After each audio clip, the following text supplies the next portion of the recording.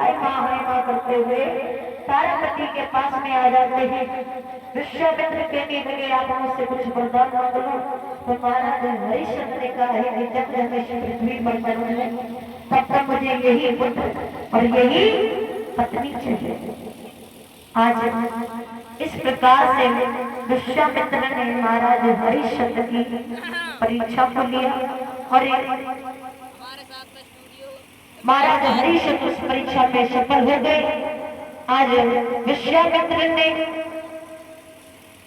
अयोध्या का राज्य महाराज हरिश्चंद्र को सौंप दिया है। महाराज हरिश्चंद्र तारावती विकास तीनों प्राणियों अपने राज्य के लिए वापस लौट आते हैं। बोले सच्चे दरबार की। इधर परीक्षित जी ने प्रश्न किया है सुखदेव जी से कि हे सुखदेव जी हमें ये बताइए आखिर में महाराज हरिश्चंद्र ने काली बेहतर में यहाँ पर 6 महीने जल क्यों भरा। उसी काशी नगरिया में और भी जाते थे वहां पर कोई कार्य कर लेते, लेकिन एक मेहंदर के यहाँ पर जल क्यों भरा।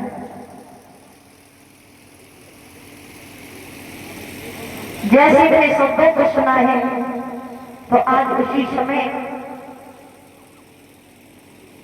सुखदेव जी कहने लगे हैं राजा परीक्षित जो ये श्राप लगा हुआ था महाराज त्रिशंकु को उसका फल महाराज हरिश्चंद्र को भोगने के लिए मिला।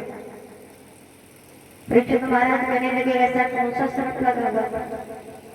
जवाब दिया कि एक बार की बात महाराज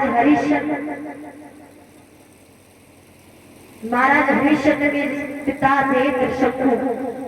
तो त्रिशंकु महाराज एक बार अपनी पत्नी के साथ में ससुराल के लिए चलते रास्ते में एक नाला पड़ा जिसमें एक गाय फंसी हुई थी। तो गाय ने कहा है कि महाराज मुझे इस नाले से बाहर कर दो। महाराज कहने लगे हैं हम आपको इस गाय से बाहर वो नाले से बाहर कर देंगे लेकिन आप मुझे इस नाले से पार कर दो। गाय के ऊपर पैर रख करके महाराज त्रिशंकु और उनकी धर्मपत्नी नाले को पार कर जाते हैं लेकिन गाय को बाहर नहीं निकलना। गाय कहने लगी महाराज आपने वादा किया था कि हम आपको बाहर निकालेंगे लेकिन आपने वादा नहीं निभाया है, इसलिए हम तुम्हें श्राप दे रहे हैं कि तुम अपने ससुराल में जाओगे। अगर आपने अन्न जल ग्रहण कर लिया तो तुम कथा बन जाओगे। जैसे ही सबको सुना